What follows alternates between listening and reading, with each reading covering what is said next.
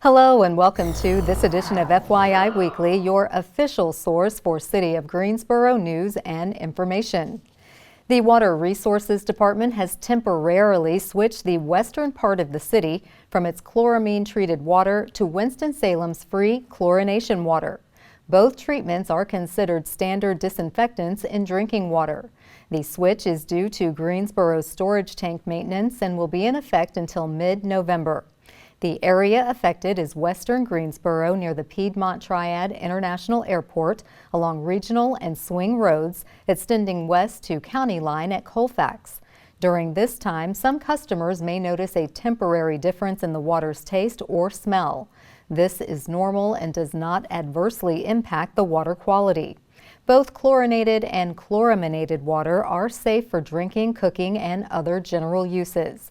Specialized industries such as medical facilities offering kidney dialysis, fish tanks and pond owners, and some businesses that use water in their production process should take precautions and may require adjustments to their current filtration and treatment systems. These customers will be contacted directly. For more information, call the Environmental Protection Agency Safe Drinking Water Hotline toll-free at 1-800-426-4791. The Housing and Neighborhood Development Department will recognize National Lead Poisoning Prevention Week from October 23rd through October 29th. Staff will raise awareness of the issue and educate residents about how the Lead Safe Greensboro program can assist those who qualify. Housing and neighborhood development staff are available to speak with your community group or organization, either virtually or in person. They discuss topics such as grants available to address residential lead paint hazards and arranging for contractors to provide lead hazard reduction services. Homeowners and landlords may qualify for a city grant for lead hazard assistance if the property was built before 1978 and is located within Greensboro city limits. If you are a low to moderate income homeowner or renter, and if a pregnant woman lives in the home or a child younger than 6 lives in or frequently visits the home. To schedule a Lead Safe Greensboro presentation for your meeting the week of October 23rd or at any other time, call Nicole Jordan, the city's Lead Safe Program Assistant, at 336-373-2383. To determine if you or someone you know qualifies for one of these grants, please visit the city's website. The Greensboro Planning Department received the Daniel Burnham Award for a comprehensive plan from the American Planning Association, or APA. This is in recognition of the department's focused multi-year community engagement to produce GSO 2040, which outlines how Greensboro should develop in the next 20 years. The award highlights Greensboro as the innovative leader in comprehensive plans and as a national example of how planning and planners work to make our communities better, stronger, and more resilient. Ben Hitchings, vice chair of this year's awards jury, said GSO 2040 is a modern plan beautifully displayed online with a logical structure, well-considered strategies, and compelling presentation that reflects the voices, needs, and desires of the Greensboro community. Sue Schwartz, Greensboro's planning director, said, "We allowed ourselves, together with the residents of Greensboro, to think larger than life, more vivid than our imaginations, yet more attainable than many people may have assumed the plan could be. I'm so proud of everyone who was part of this journey. We all share this honor." The Daniel Burnham Award honors one of America's most famous planners, known for his work on the 1909 Plan of Chicago, as well as for the quote, "Make no little plans. They have no magic and probably themselves will not be realized." Cone Health has partnered with the city to share a series of brief and informative videos designed to inspire you to make better choices when it comes to healthy living. Following these tips is an easy way to help each of us improve our quality of life. Let's take a moment to check out today's News for Your Health. Hi, I'm Kate Towery, a registered dietitian for Cone Health Nutrition and Diabetes Services. Do you pack your lunch each day? Maybe getting bored of the same old brown bag lunch? Maybe wondering, is this even healthy? Well, join me today for tips on packing a healthy, well-balanced meal that you and the kids are going to enjoy. Let's get started. When creating a well-balanced lunch, we want to include a few key components, and I like to use a very simple tool called My Plate or the Portion Plate. First, we start with our grains or starches. This provides the body's favorite energy, which is going to keep your brain sharp throughout work and school. Whole grains have the most fiber, which is very heart healthy. Those would include options like your whole wheat crackers, whole wheat bread, whole wheat pasta, and brown rice.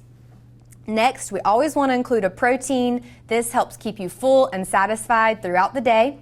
Choose leaner or low-fat options like chicken, turkey, fish, and your vegetarian sources such as beans, nuts and seeds, eggs, and low-fat cheese. Lastly, we really want to try to fill up the rest of our plate with fruits and vegetables, aiming for color and variety because after all, we eat with our eyes first. And these foods have the most nutrition with the lowest amount of calories, so we can get big volume on our plate. They also contain very protective qualities like antioxidants that help keep us from getting sick, which is really important during back to school time. So I've prepared a couple of example meals that are going to be fun and creative for you and the kids and definitely have that healthy balance. So the first one is a new take on the traditional deli sandwich. These are tortilla roll-ups. They're very simple to make. I used whole wheat tortilla as our grain, lots of good fiber there. Spread it with some low-fat herb cream cheese and turkey slices for our protein. Also added a little bit of spinach. You could include some red peppers or pimentos for additional color. Fun little bite-sized sandwiches. We've then paired that with some carrots and grapes, so different textures here, get that color on the plate. And lastly, some unsalted pretzels, which I'm going to pair with a natural peanut butter for additional protein and heart-healthy fats. Next up is one of my favorite things to do is cooking ahead a little bit on the weekend. Really goes a long way for a busy week. My preference, fix the protein. Today I've created a salmon salad similar to what you would make for a tuna salad, chicken salad. You could even do an egg salad, and this would be a great protein dish to use throughout the week in a variety of ways, like on a sandwich or in a wrap or with crackers. Today I've chosen to top the salad on a bed of greens. So the salmon salad, very simple. I use canned salmon, a little bit of low-fat mayonnaise. You could also use plain Greek yogurt. I did put some sliced almonds in there for crunch as well as the relish, lemon juice to cut the fishy taste, and lots of ground pepper. I've chosen spinach, but any kind of lettuce would work, romaine, iceberg, spring leaf. And we're just going to top the salmon salad onto our bed of greens. I've also packed some tomatoes and red onions for color, so we'll put those on top, as well as balsamic vinaigrette for the dressing. Light Italian or some oil and vinegar would be another healthy choice. And some crackers for our grains and a little bit of crunch.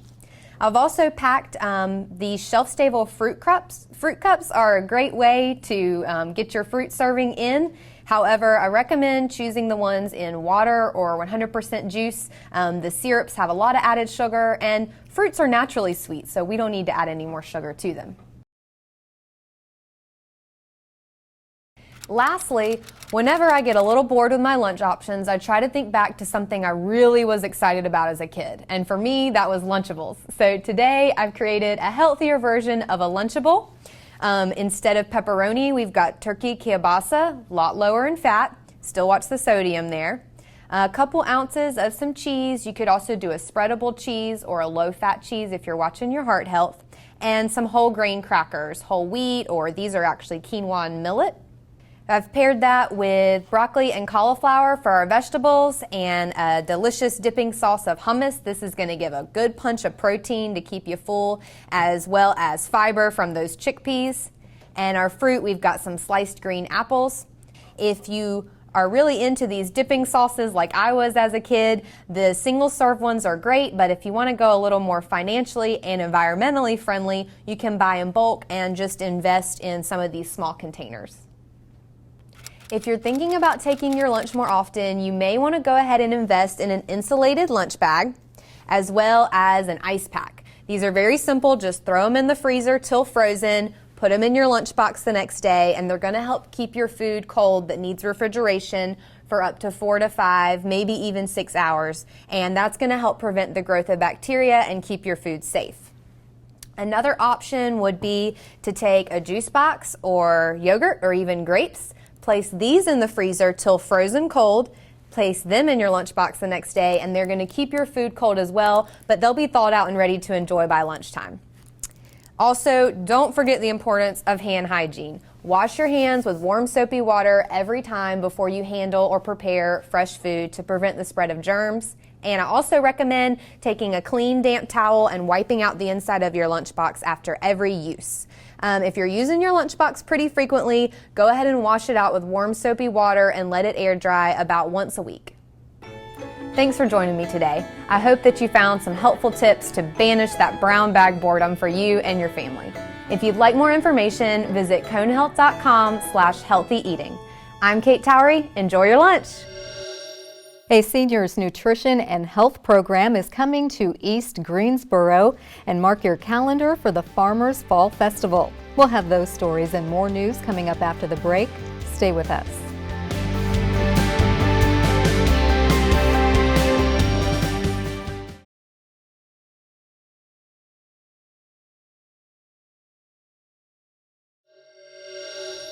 Welcome back to FYI Weekly.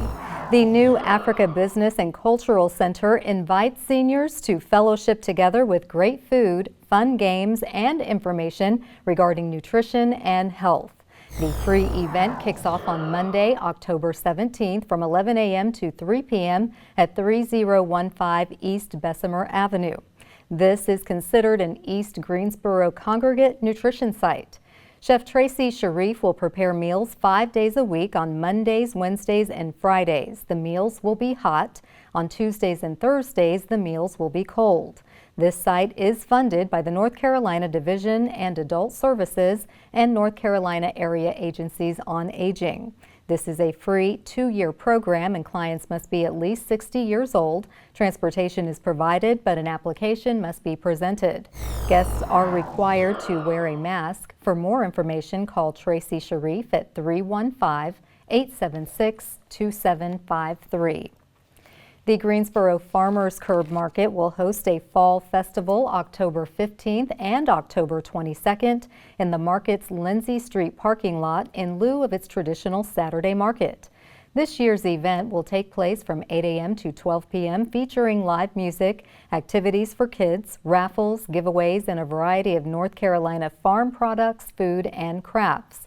On Saturday, October 15th, the market is partnering with Reconsidered Goods to provide activities for all ages, including hula hooping and jump roping. Enjoy free food samples from 10 a.m. to 12 p.m. from Bull City Cider Works and Guilford Hill.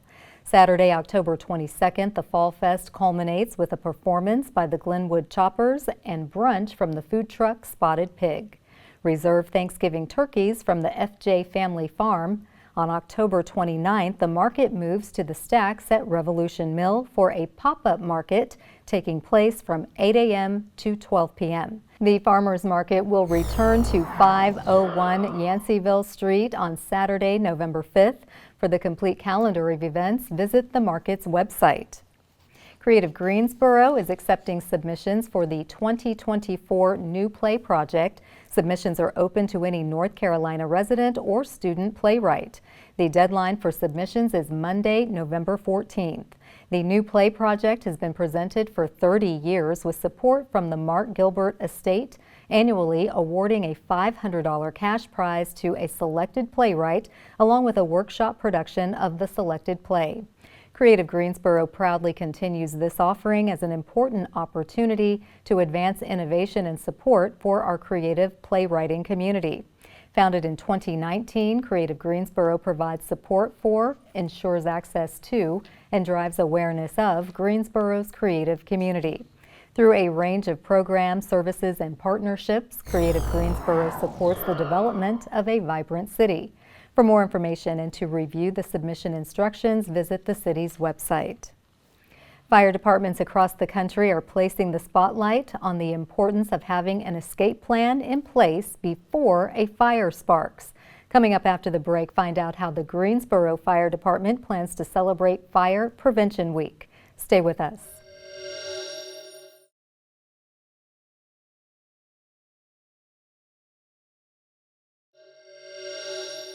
Welcome back to FYI Weekly. This year marks the 100th anniversary of Fire Prevention Week. The Greensboro Fire Department has some exciting things in store to celebrate while they educate. Joining me now to walk us through the slate of activities is Dee Sheldon. She is the Fire and Life Safety Educator for the Greensboro Fire Department. Hello, Dee. Welcome back. Hey, thanks, Carla. Well, I'm excited. 100 years is a long time to be celebrating Fire Prevention Week. So when does it take place this year, and what's the significance of your theme? So this year it lands, it'll be October the 9th through the 15th. It always is the week that includes the 9th because that's Fire Prevention Day. So it's the 9th through the 15th this year. The significance, the theme this year is Fire Won't Wait, Plan Your Escape. It's about the significance of escaping the fire, knowing before something bad happens, how do we get out of here, right? Yes. So getting out is very important. Don't wait until the last minute. Right. Yes.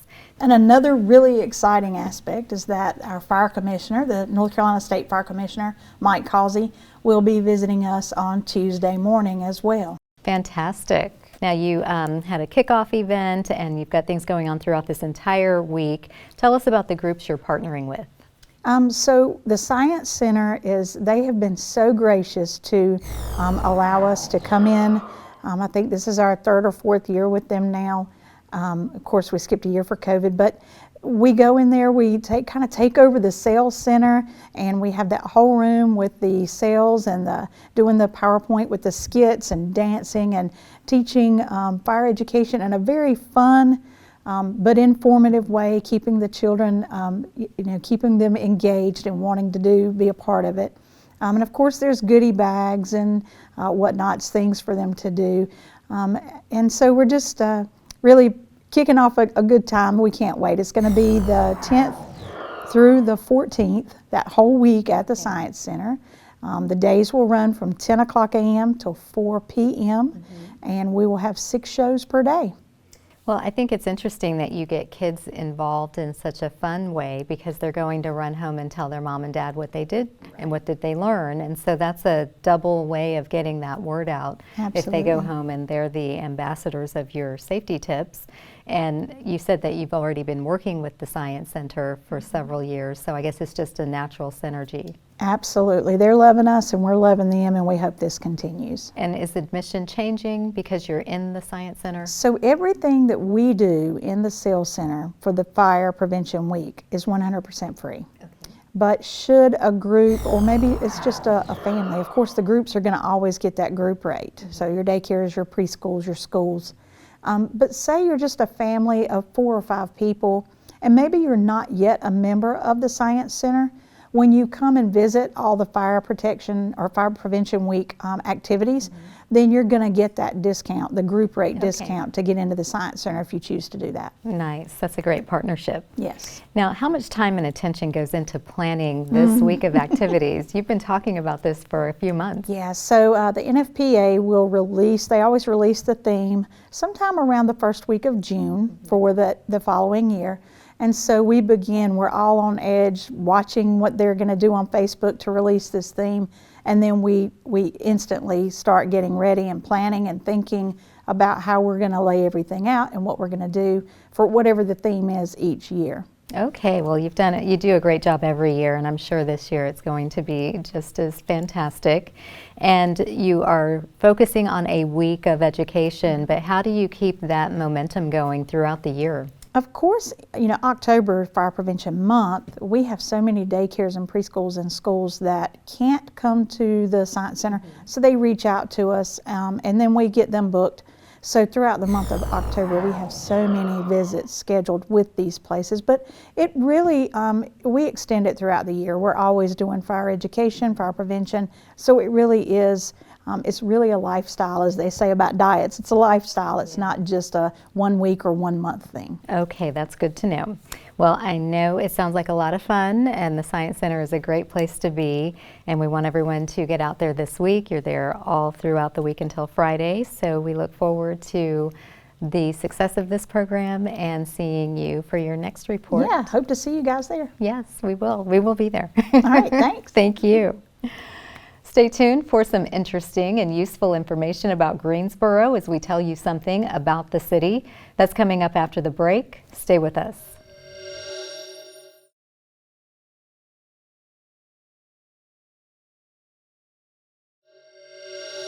Welcome back to FYI Weekly. One way to stay informed about decisions that impact you and our city is by attending or tuning in to City Council meetings at 5:30 p.m. on the first and third Tuesday of the month. The fourth Tuesday is reserved for a meeting as needed. The City Council has resumed meeting in the Katie Dorset Council Chamber on Level 2 of the Melvin Municipal Office Building located at 300 West Washington Street. The public is allowed in person, but only in a limited capacity. Those who choose not to be in the building can participate virtually. The Greensboro City Council meetings are broadcast right here on GTN. The meetings are also streamed live on the city's website and on Roku. To review the council meeting schedule and agendas, please visit the city's website. Here's an opportunity to learn a little something about the city. The application window is open for the 2023 Greensboro Police Citizens Academy, which will be held from January through April of 2023. The goal of the program is to give residents greater insight into the police department in hopes of forming long-term partnerships and sharing the responsibility to make Greensboro safe for all people. Program participants learn from subject matter experts across the department and leave the program with a greater understanding of police training and a new sense of their role in supporting GPD. The Academy highlights police community relations, violent crime, recruitment, professional standards, constitutional law, traffic safety, forensics, special teams, vice narcotics, community programs, and a firearms simulator. The 2023 program will have students attending in person and a small group attending via Zoom. Virtual attendees will not be able to participate in the hands-on demonstrations. The deadline to apply for the Greensboro Police Citizens Academy is at 5 p.m. on Friday, November 4th. Program planning will adapt if COVID-19 guidelines change in our community. The safety of you and our police staff is the city's first priority. For more information or to apply for the program, visit the GPD website. Coming up after the break, we will showcase our department spotlight, but first let's see how the city of Greensboro celebrates diversity in the workplace. Equity and inclusion are vital for the city of Greensboro's ability to grow and innovate in such a fast-changing environment. One Greensboro is a monthly show that highlights some of the ways the Office of Equity and Inclusion honors the observances listed on our heritage calendar and spotlights a City of Greensboro employee in a segment we call The One. These observances are an integral part of the National Equal Employment Opportunity and Civil Rights Program and encourage us to live as one people, one community, one Greensboro.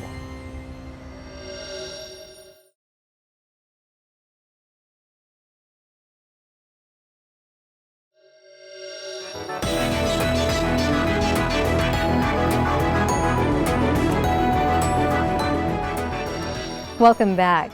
The City of Greensboro has more than 20 departments and several divisions committed to serving you, our residents and visitors. Let's go behind the scenes in our department spotlight.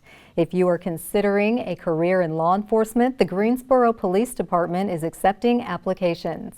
GPD is hosting an informational and hiring event on Wednesday, October 19th. The event will take place from 5:30 p.m. to 8 p.m. at the Public Safety Training Facility on North Church Street. Members of the recruiting team will be on site to answer questions and conduct tours of the Public Safety Training Facility.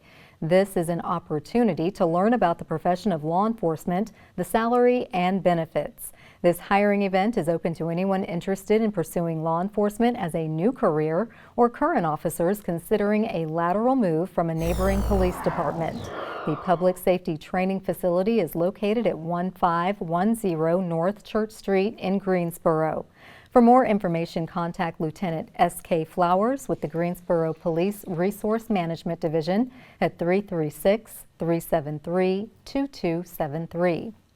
Straight ahead on the other side of the break is this week's Way to Go GSO Shoutout. Stay with us.